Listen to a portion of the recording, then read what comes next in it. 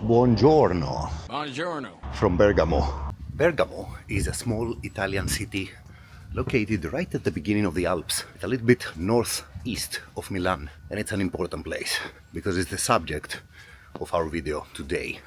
Bergamo and Atalanta. Follow me.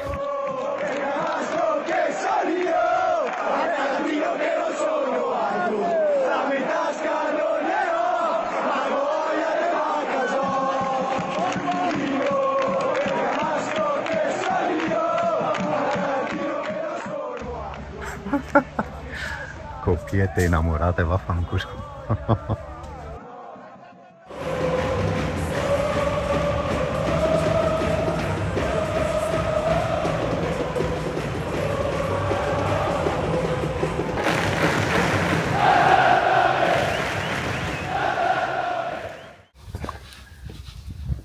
So up there is basically the symbol of Venice. You see, Venice built these walls in order to protect Bergamo from the various hostilities that were happening back in the day. Bergamo was part of Lombardy, of course, and a little bit north of Milan, which was an important city, an enemy of Venice. So it was paramount to keep the city for themselves. Check them out, one of the pesky Venetians. They stole our lion from Piraeus.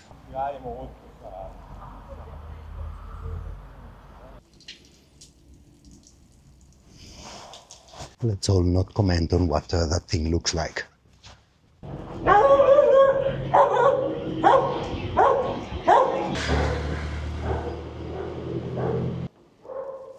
Signore, perché Messi? Deve essere Lukman.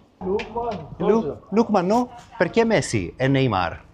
Deve essere Lukman. Non lo so.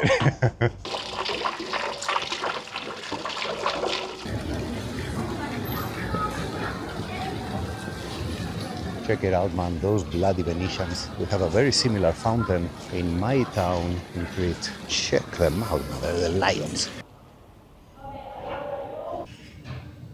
In 1859, Garibaldi conquered Bergamo during the period of unification of Italy and basically put an end to all these conflicts between the small neighboring states. You see, now Italy was a nation which involved all of them states that were previously at war.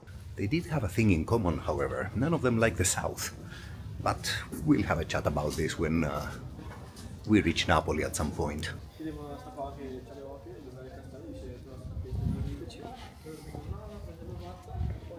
In the local dialect, Bergamo is called Bergem, which is very Germanic. You see, the Lombards were basically Germanic people, and the Bergamaschi do their best to preserve and honor this identity. It's extremely disappointing, man. Walk in this lovely alley and suddenly seeing this at the end of it. You have to have cars, don't you?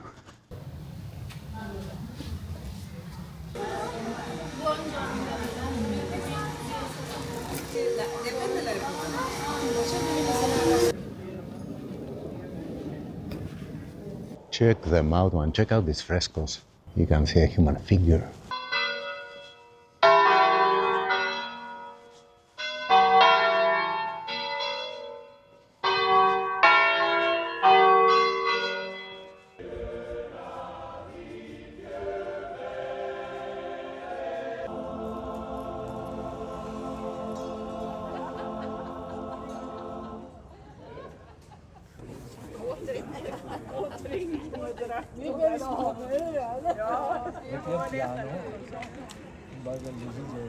What is this place, man? People are singing.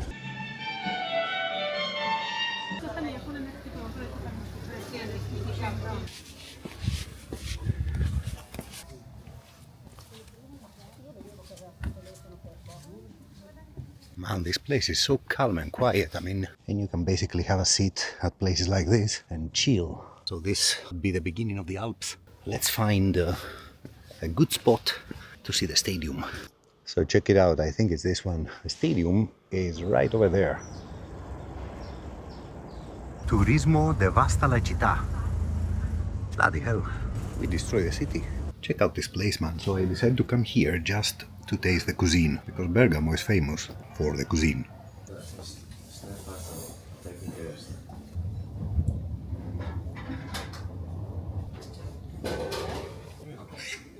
Nothing is still started for the moment?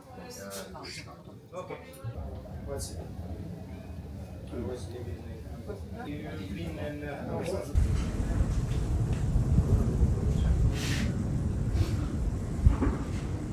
Boy, let me tell you, this food was heavy. The polenta was nothing spectacular, let me tell you, but the casoncelli were brilliant. Check it out, man. So we are on the wall, and if we go on that way, we basically go down to the lower city. But here we have view, so let's view stuff.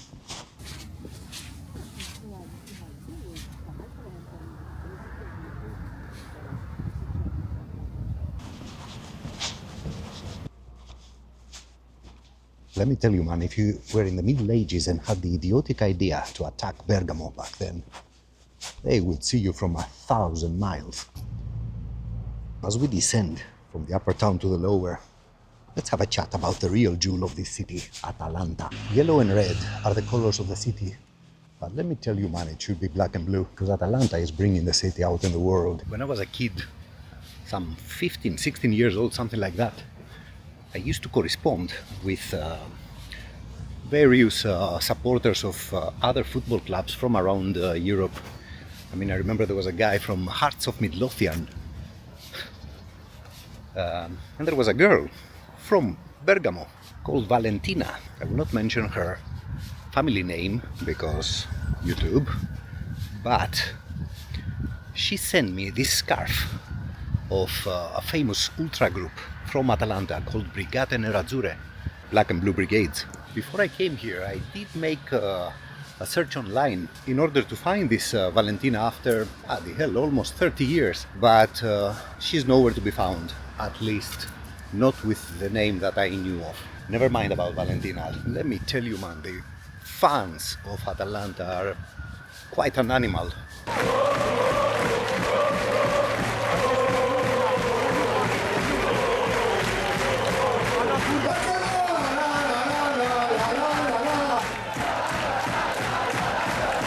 Look at this, just look at this. What you see is an actual military tank which rides above and destroys two cars with the colors of Roma and of Brescia. What you just saw are clips from an annual party that the Atalanta fans are making. I'm not sure if it's still going on, but it used to be, called La Festa della Dea, the party of the goddess as of Atalanta. Now, Brescia is a chapter of itself. We will talk about it. But Roma, I mean, let's just say Roma are not welcome here. Back in November 2007, there was a game between Inter and Lazio. Some supporters of Lazio departed from Rome in order to attend the game, and they were stopped in an autogrill, one of those refreshment areas on the Italian highways, where unfortunately for them there were also some Juventus fans. Now, there were some incidents between them, and the highway police had to intervene. What happened then would remain as a black page in the history of Italian football. You see, a police agent shot and killed one of the Lazio supporters called Gabriele Sandri. And not only that, but the Italian league didn't really do anything about it. And the games of the day casually started. Atalanta was playing Milan that day. And when the Atalanta fans heard about this, let me tell you, man, they were pissed. And this happened. 4-5 tifosi dell'Atalanta stanno cercando di forzare il vetro, la recinzione. Sì, esatto, il vetro si sta rompendo, stanno continuando gli ultra dell'Atalanta a cercare di sfondare questo vetro, stanno andando proprio i giocatori da Bellini, Doni, Langella a parlare con i giocatori. Il problema grosso, come avete sottolineato giustamente, è la mancanza assoluta delle forze dell'ordine.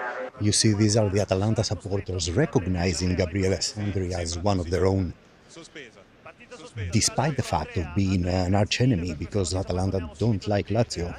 You see, that same year, in 2007, back in February, there was a local derby in Sicily between Catania and Palermo, And boy, let me tell you, there were riots. During these riots, a policeman lost his life.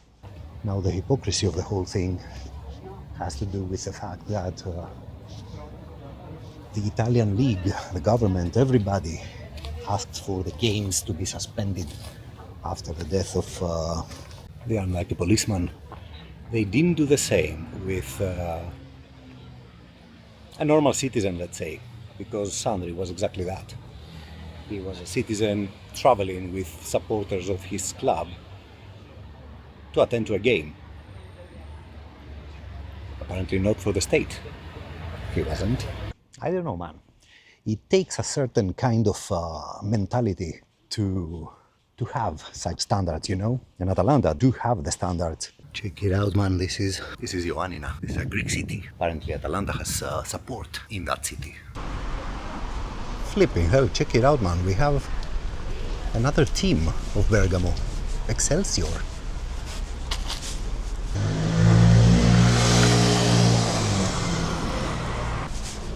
Ragazzi, questa è una squadra piccola di Bergamo. Sì, sì. E tutti, credo che tutti sono anche tifosi dell'Atalanta, no? Sì. Sì, certo, ok. Grazie. Prego. Check out the graffitis, man, of Excelsior Football Club. Wait till they grow and they play the local derby with Atalanta. There will be passion. By the way, in Bergamo there's only Atalanta. Even the name of the club, Atalanta BC, it means Atalanta Bergamasca Calcio. It's not football club, it's not basketball club. It's Bergamo club. Check it out, man. The new Atalanta Stadium. They started building this place a little bit before the COVID.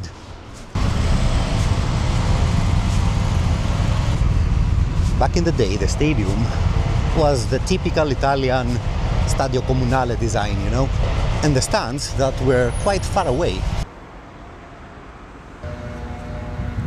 Look at these goals, man. Percassi, the owner of Atalanta since 2010, and former football player, by the way. That guy actually played for Atalanta and Atalanta only from 17 years of age till 23. And after that, he retired. Can you believe that? The guy retired from his football player career to become a business entrepreneur, believe it or not. And let me tell you, what he did was very successful. When you abandon your football player career to become a businessman, you need to be a good one, man. I mean, otherwise, it doesn't go well. And Percassi was just that. Through collaborations and some quite genuine ideas, he did become the thing. I mean, he played along with Benetton, with Zara at one point, with Ferrari. I think there was a collaboration at one point. Anyway, he's big. And when he got hold of Atalanta, he basically decided to transform an elevator team, because that's what Atalanta was. I mean, they were moving up and down from Serie A to Serie B into a powerhouse. Let me just mention a few names. Roberto Donadoni, Montolivo, Kulusevski, who now plays for Tottenham. These are just a few of the players that came from Atalanta. Atalanta has one of the best academies in Italy and probably the world football, although it's not called La Masia. Now, 6 years into owning Atalanta Bergamasca Calcio, Percassi brought Giampiero Gasperini, the head coach, who was well known for his attacking style of football. And let me tell you, Atalanta is fun to watch. Probably the biggest credit for Atalanta is the famous rant of Agnelli, the Juventus owner. He famously said that a European Super League was needed because that way some insignificant clubs like Atalanta, for example, won't be allowed to participate. I mean, that speaks volumes, I guess. They started building this, rebuilding this stadium back in 2019, was it? Something like that, before the COVID. And back then, Atalanta also had a superb football team. They were playing the Champions League, and because of the renovations, they were forced to play at Giuseppe Meazza at San Siro in the nearby city of Milan. Now, at one point, there was the famous now game between Atalanta and Valencia. In this stadium, the San Siro, took place one of the biggest tragedies in the recent history of Bergamo and probably Atalanta also. On the 19th of February 2020, Atalanta played here their Champions League game against Valencia. They totally demolished Valencia. They won 4-1, if I remember correctly. Atalanta, their fans, the visiting fans from Bergamo, which came into thousands to the San Siro to support the team, little did they know that this football game would represent the outbreak of the COVID Bergamo tragedy. It never stops. They're telling people to stay indoors. It's quite scary. You don't really get used to it. And of course here, they're calling it the apocalypse. Bergamo basically became the COVID capital of Europe during those first days. Once again, Atalanta supporters were involved in building up basically the street clinics, all those mobile hospitals, let's say. Let's have a look how it looks like under the terrace.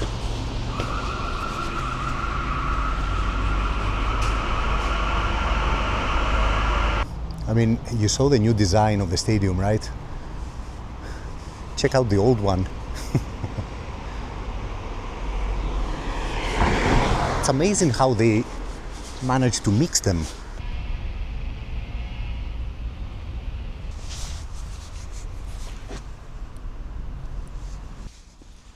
Claudio is Claudio Galimberti. Most of football aficionados know him as Boccia.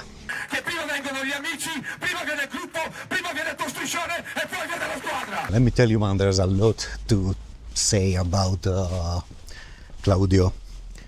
You can write a book about that guy. Probably there are books written about him.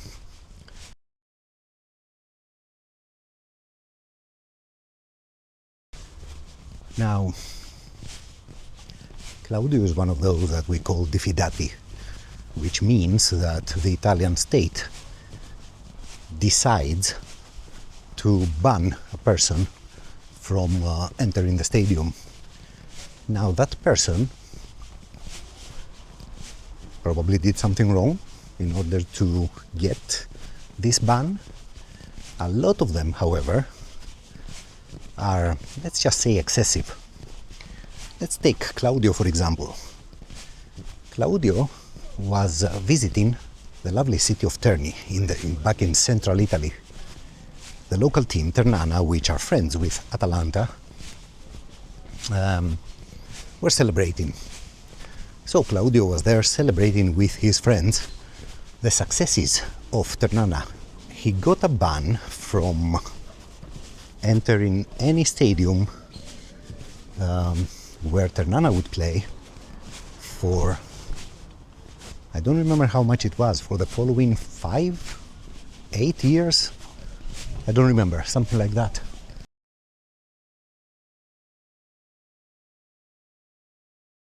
Which makes you wonder, you know?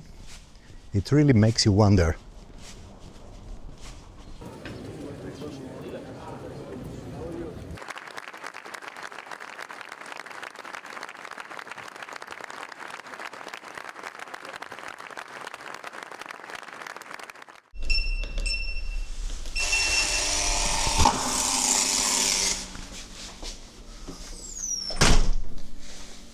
Right.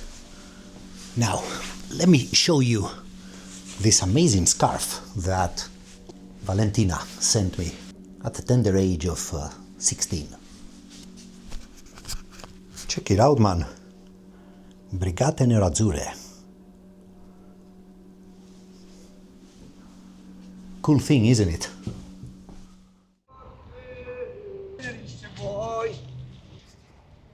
Jolly fellow, isn't he? Let's go to the Atalanta store and have a look. Help this small turning big team financially.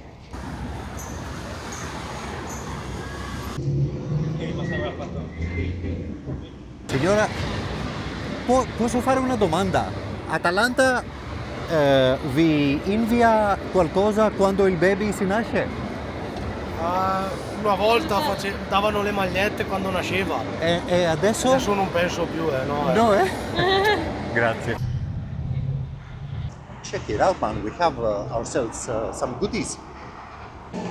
But before I show you, let's comment on what that lady said. I mean, apparently back in the day, Atalanta would send to every new baby born in Bergamo something from their shop. And apparently they are not doing that anymore.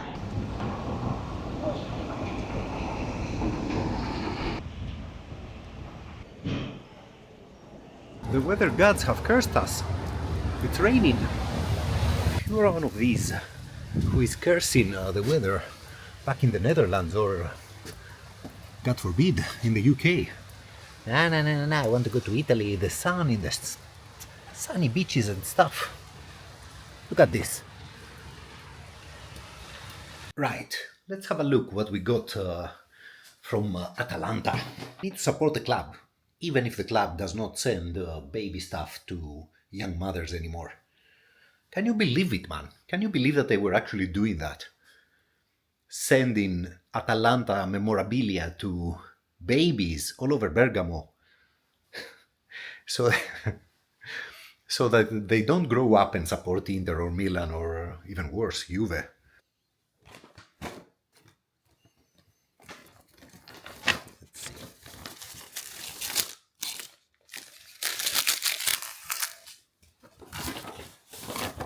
Check it out.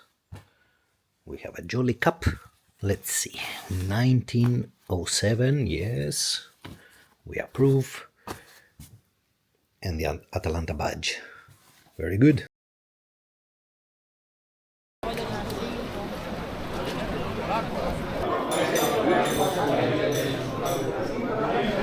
I think the gods of football are punishing us.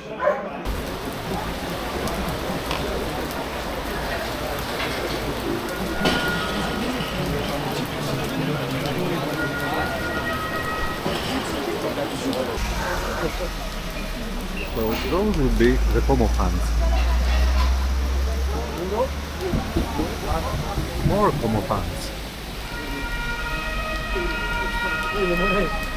Questi sono tutti tifosi del Como.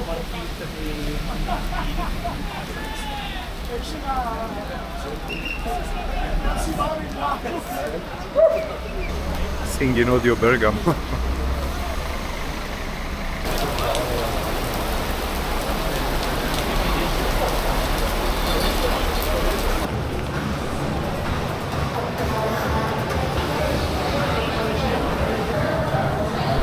The sheer amount of rain.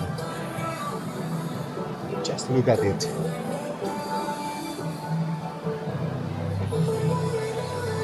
What a beautiful stadium though. And check out these seats.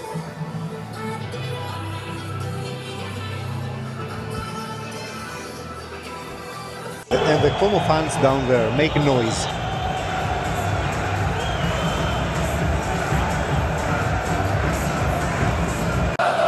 Alza la voce, coniglio, alzala. Ideally, we would be there. But, sold out.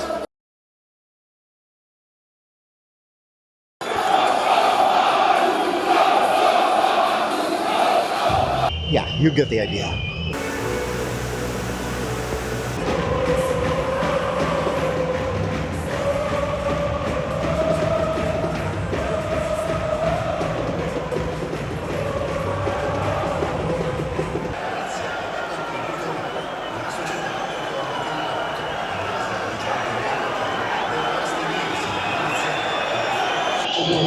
fans are quite noisy, man. Nice, nice. Well, that's the bloody ref testing the ground. That's never a good sign.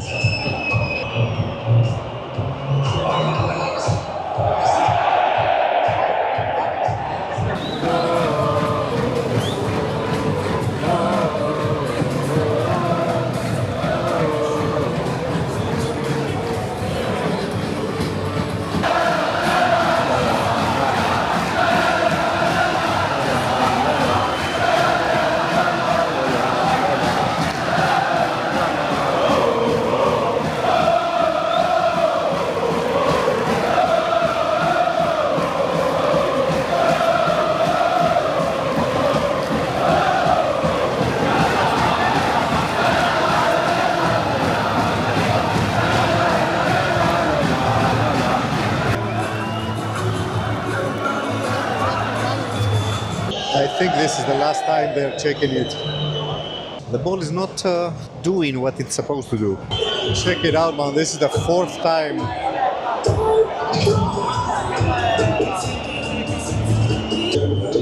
Yeah, man. This is not happening.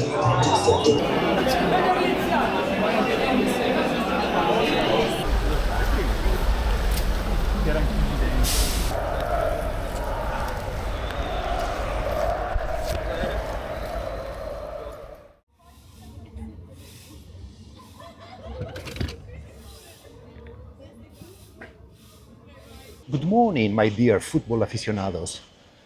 It's yet another beautiful sunny day in Bergamo. Only yesterday did it know to pour everything down so that the game could not go on.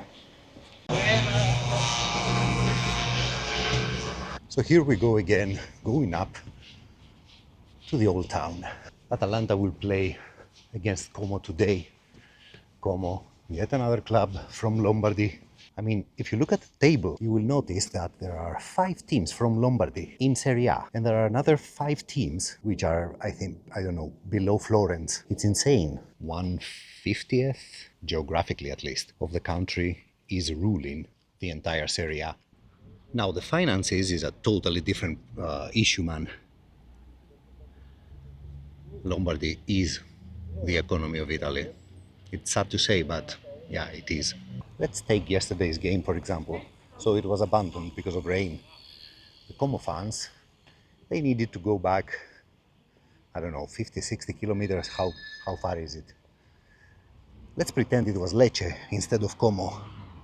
Bloody hell, we're talking about hundreds and hundreds and hundreds of kilometers going back for one bloody game.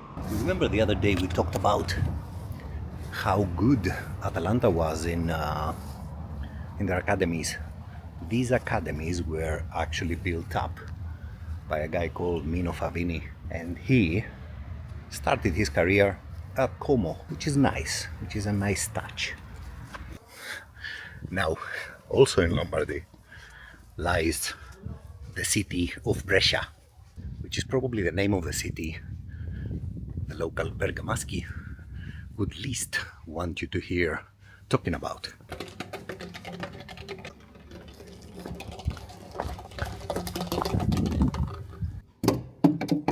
Bloody Brescia Atalanta, man. You couldn't even believe what kind of scenes we had in the games between these two. Names like Pep Guardiola, La Brescia per me rimane una cosa molto speciale. Roberto Baggio, all of them went through Brescia at one point of their careers.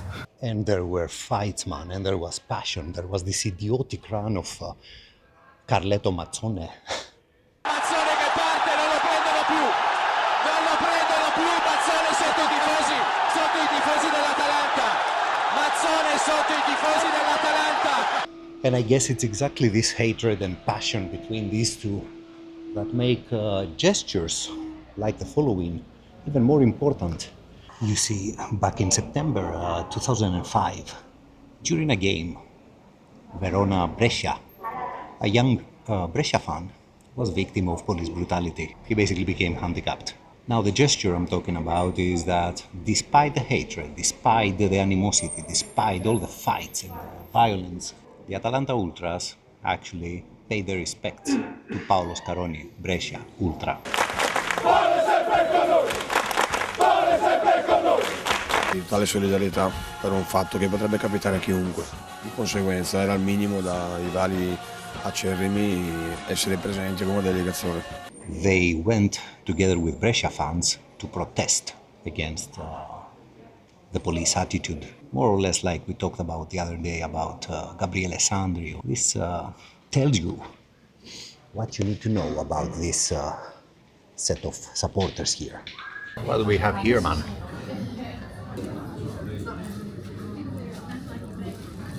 It is more than obvious that these people raise their kids with this mushy polenta stuff.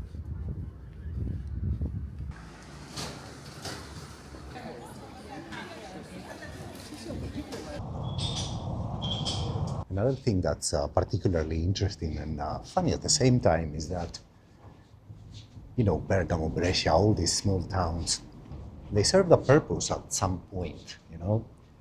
They helped build Milan. And not only physically build, because that happened also. I mean, the builders from Brescia and Bergamo are all over Milan, you know. Also financially, also as a big city, you know. And this is interesting. I mean, he didn't do any help to unite them as small satellite cities against the big one, let's say. And there is a clear reason why this never happened. I don't know if you remember when we were back in Calabria, we actually talked about how young a country Italy is. And many people don't realize how hostile things used to be. I mean, Italy is probably the best example of a modern age city-state situation, let's say.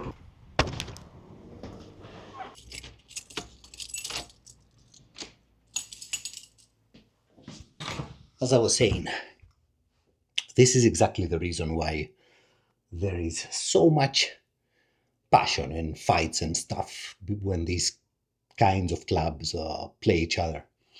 I mean, even yesterday, Como. I have no idea how many years they haven't played against Atalanta. Atalanta being transformed into a big club and Como being a very small club, actually. Despite Cesc Fabregas being there or whatever.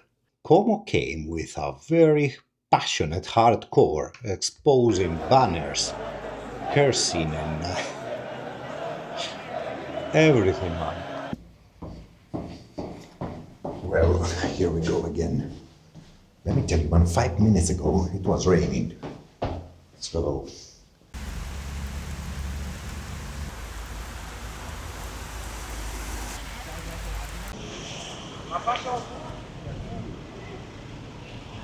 well, the rain has stopped and we are on our way, mate. Let's see. Hopefully this time we will have a game.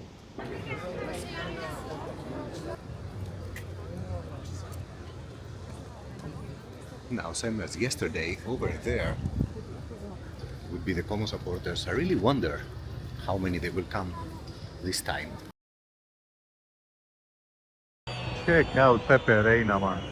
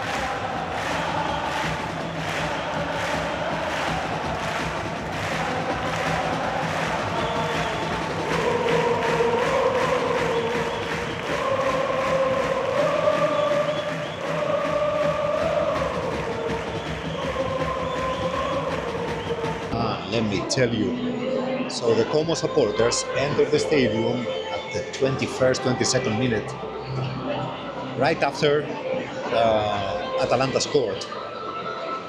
And finally, they began making some noise. Maximum respect to them. I mean, they did come, you know, for the second time in 2 days, on a flipping Tuesday. But I think this, giving an interview 5 seconds before they play.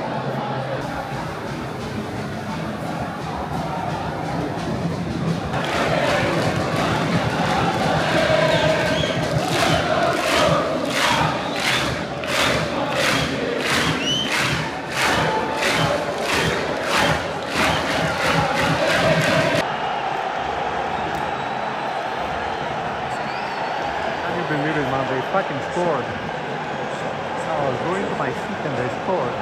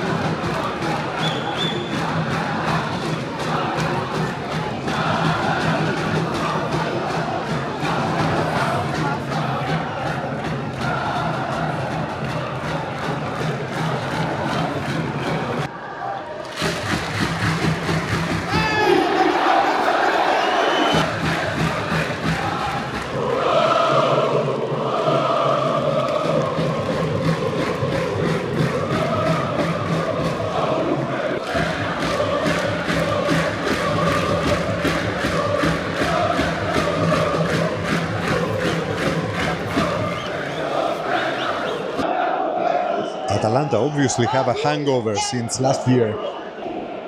So far, they're going on about the season in a very inconsistent way.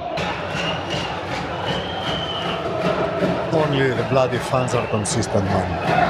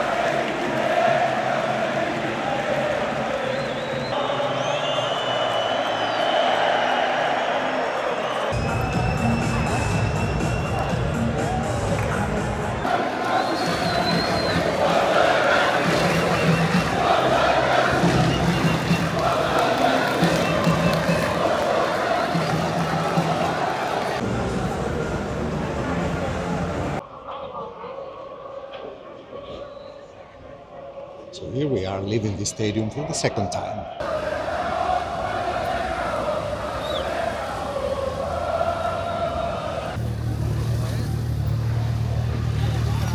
I tell you, man, when I was younger, I always associated Atalanta with the fans, you know, the respect, the mentality, all that stuff.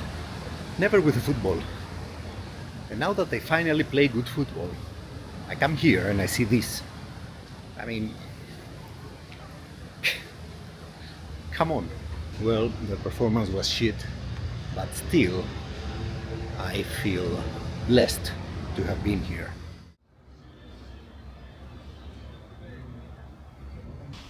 How are we, people? Good afternoon from Senigallia. We are at Marche. We are very close to the sea. Now, for those of you still wondering, yes, this is still a video on Atalanta and the Atalanta Ultras. Check it out, man. There's even snow here from time to time. Now, let me explain. The reason I'm here is that probably the most iconic figure of the Atalanta fans, Claudio Galimberti, lives here. He's in a kind of forced retirement, let's say, because of La Difida, because of the football bans. And don't get me wrong, very often there are reasons, but also some of these bans are absurd, man. I mean, you sneeze and you get banned. Now, maybe for me and you, it's not a big deal to get a ban. Okay, we will miss the stadium, but we still watch the games on TV. But let me tell you, for someone like Claudio, this is a capital punishment, man. He invested his life in this thing, in Atalanta, in the Ultras movement, living by the rules, with solidarity, with all the problems, with the police, with the violence, with everything. Let me tell you, it's not by chance that I came here. I came here because Claudio is basically the first person that I stumbled upon, on the news that is, when I first got interested in the whole Italian ultra scene. And let me tell you, man, we are not here to bother absolutely anyone. Just say hello with respect for the man's history. And if he wants to be on camera, okay. If he doesn't, also okay. What you reckon? Is this a good place to retire from such a life? I've had a lot of bad ideas in my life, but this is right there, up on top. I mean, I literally decided to make all these kilometers by train, of course, but still, to come to Senigallia without even thinking of checking a little bit online if, his enterprise with the boat is still going on. I have a feeling that it's not.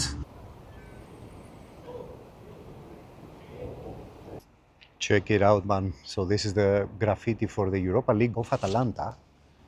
And you can basically read here, Redona, which is painted black, apparently from people who don't really appreciate the presence of Boccia in their neighborhood. Put yourself in his position, man. I mean, basically banned from everywhere. Vero che c'era qua una barca che puoi mangiare le cozze? No, non c'è più. Adesso non c'è chiuso. Non c'è più. Non c'è? No. Finito. Quella là? 2N703. Oh, non funziona. No, chiuso. Peccato. There you have it then. The boat is closed. Doesn't work anymore. Who knows why?